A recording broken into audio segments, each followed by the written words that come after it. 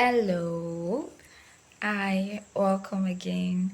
This is Omokekbele Deborah, and I'll be taking you through a very amazing topic in chemistry.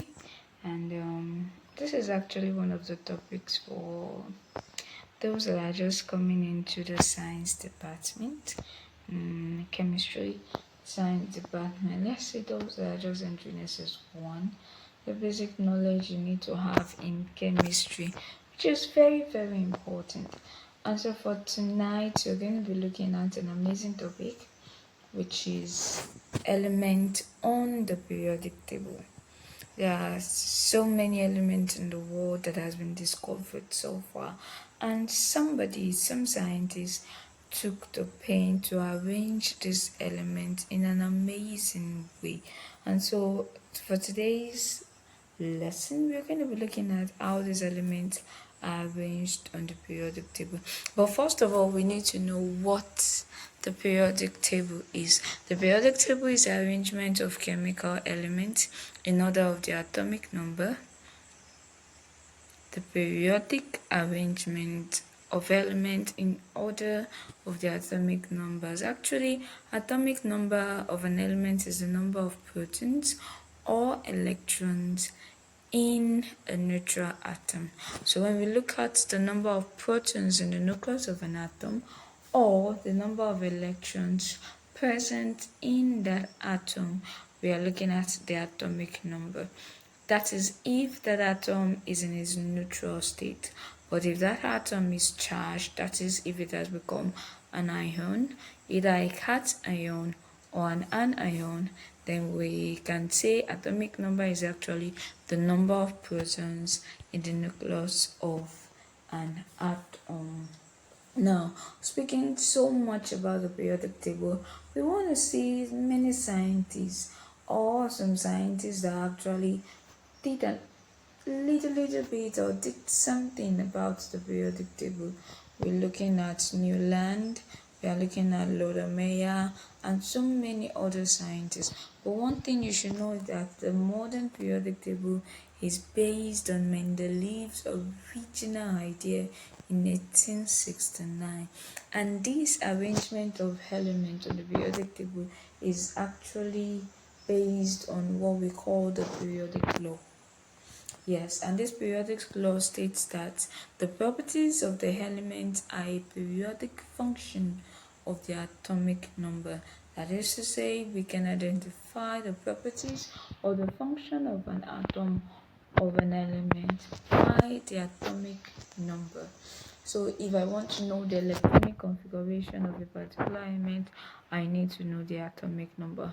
If I want to know the groups and periods, I need to know the atomic number. If I want to know how this element or this atom of this element would react, I need to know the atomic number. So the properties of the element are a periodic function of their atomic number. Now, the modern periodic table is actually divided into vertical columns of elements that we call groups and horizontal rows of elements that are called period. Basically, we have 7 periods on the periodic table and 8 groups, 8 basic group. But we have some other classifications, some other groups on the periodic table that are amazing too. We call them the transition elements, and they are classified under 10 groups. So aside the 8 basic groups we have some other 10 groups that are in between group 2 and group 3, making it a total of 18 general groups. But remember, 8 basic groups. Now, for this video, we are going to be looking at just the first 20 elements, but I was so generous to add 10 extra. Yeah, just for your knowledge, 10 extra. But we are going to be focusing on the first 20 elements on the periodic table, starting from the very most amazing element, which is hydrogen. Hydrogen having the atomic number 1 because it has just 1 proton in its nucleus, so it has atomic number 1. So from hydrogen to helium to lithium to beryllium to boron, carbon, nitrogen, oxygen, fluorine, neon, sodium, magnesium, aluminium, silicon, phosphorus, sulfur, chlorine, argon, potassium, and calcium. These are actually the first 20 elements on the periodic table. Aside the first 20 elements, we have from scandium to zinc, which are actually the next 21 to 30 elements. I have this amazing song I sing every time I try to remember my element on the periodic table, and I would like to sing it so that you could at least borrow it once in a while when you try to remember your elements on the periodic table. So listen and enjoy it. Hydrogen, helium, lithium, beryllium, boron, carbon, nitrogen, oxygen, fluorine, neon, sodium, magnesium, aluminium, silicon, phosphorus, sulfur, chlorine, argon, potassium, calcium. Wow, what an amazing voice. Yeah, I know it's amazing. Thank you. So we are looking at the first 20 elements. Now before I conclude this video, we want to see how are these elements, aside the fact that they are grouped or classified into groups or period, which other classification can we get this element?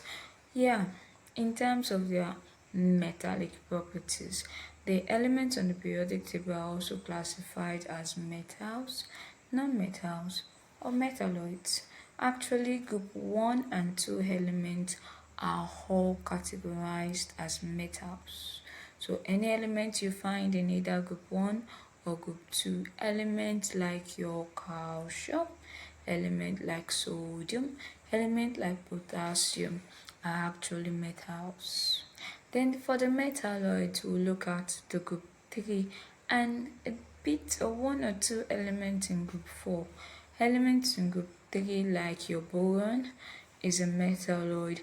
Aluminium is also in group 3, but aluminium is not a metalloid. Amazing, isn't it? Yeah.